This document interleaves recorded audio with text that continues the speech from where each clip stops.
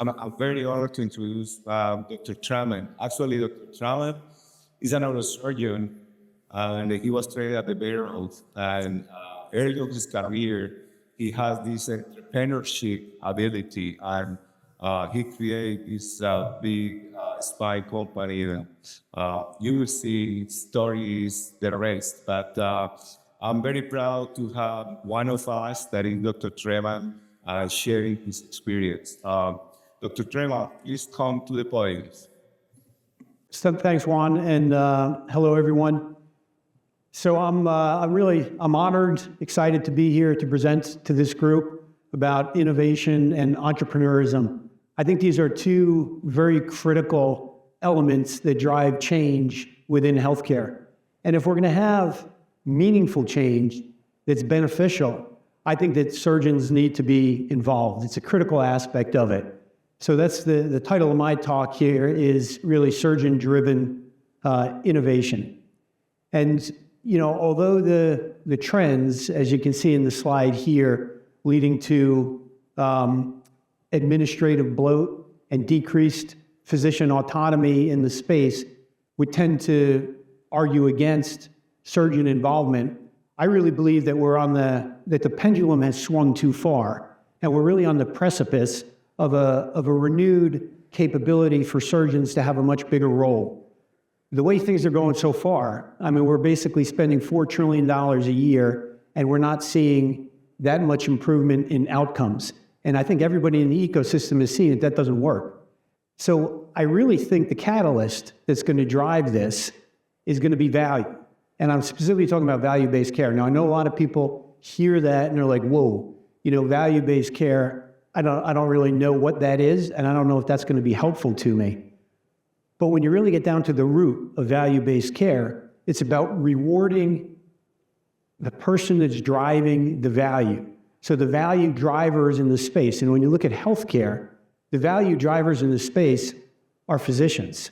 It's really all care providers. It's not the administrators, but it's the physicians.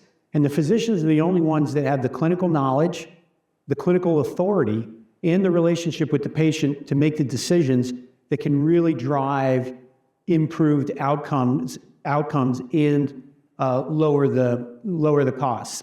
So I think it's a really exciting opportunity coming up for surgeons to be more involved. But they got to get involved. And nobody knows the problems that are out there in healthcare better than the doctors.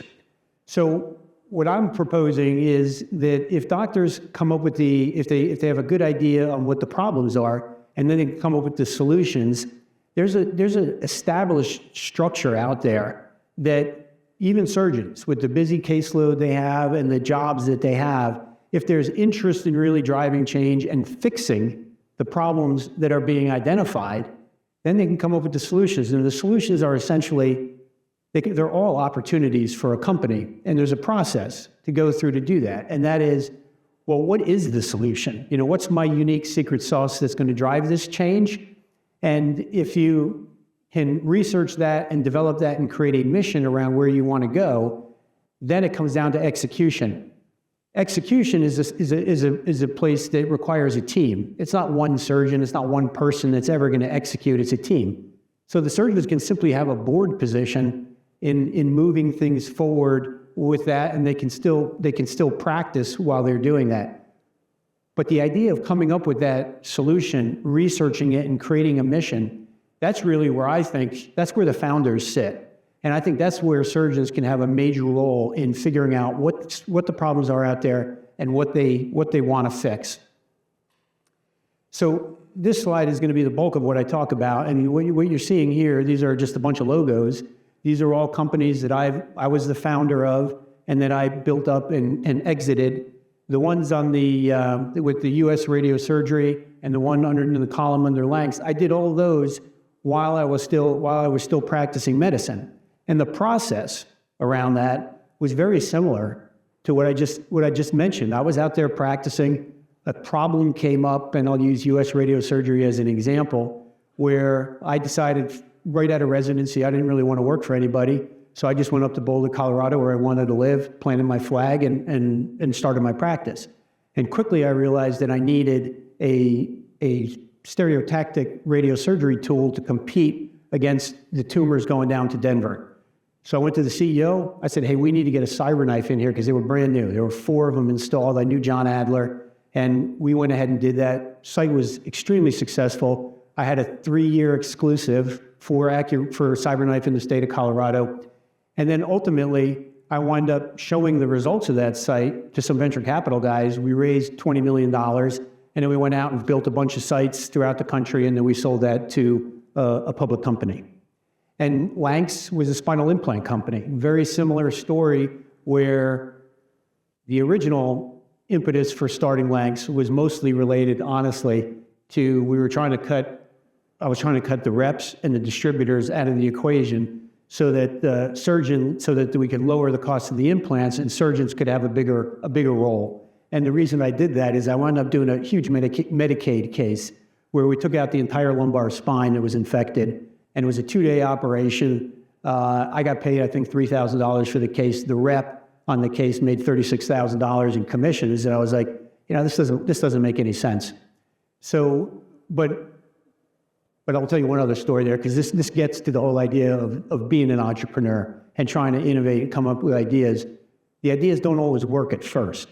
So when I came time to do our very first case with Lanx, it was with a surgeon down at Barrow, Randall Porter. I called up Randall, and I was like, hey, Chiefy, I'm sending you the implants down to your center for the case. He gets them, and he calls me back, and he's like, what am I supposed to do with these? I said, well, you're supposed to bring them into the OR. So that's the whole model. And the first question was, where's my rep?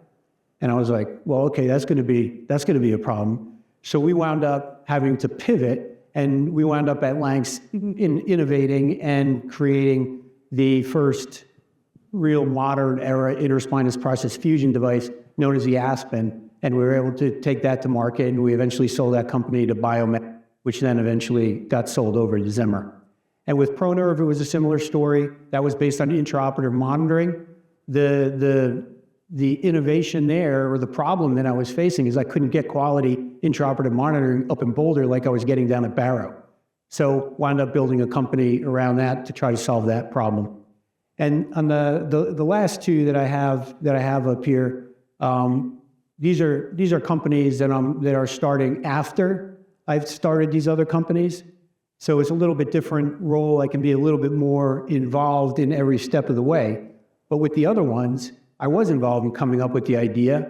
I was involved in figuring out what we were trying to do, what the innovation was. I was involved in researching all of that, forming the company, and then getting other people excited to join me. These are the execution guys. These are the business guys looking for good opportunities, bringing them in and having them go execute on those steps. And then it's about raising capital and then having that execution team go. And on each one of these companies, I stayed on as the board member.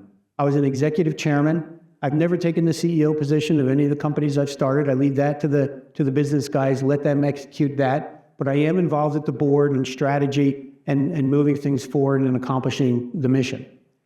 So with these last 2, the reason I have a Clarion circled, it's the only one on this slide that I did not start. So I was not the founder here. I was asked to join that company by some other surgeons who were investors. But the reason I got involved with it is because I was starting a company called Influence Healthcare. And Influence Healthcare is focused on value-based care. And the innovation that we're coming up with there is really trying to partner with surgeons to have them manage more of a care episode and then be able to provide them with vertically integrated components that they need to take care of their patient at a much lower cost than it's out there, to let them then participate in sharing those benefits on the value-based care side.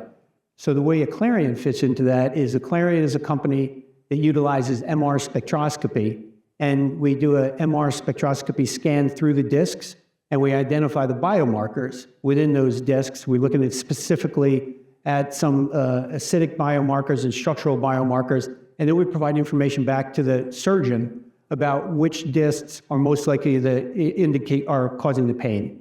And then the surgeon has a better idea of where they can do the operation. We get better clinical outcomes. So it ties into that whole value-based story. So that's really my presentation on what I've been able to do, the importance that I see that innovation and entrepreneurism plays in this role. And I'm hoping that folks out there who see problems, who want to come up with solutions, can get in the arena and make something happen and really change healthcare for the better.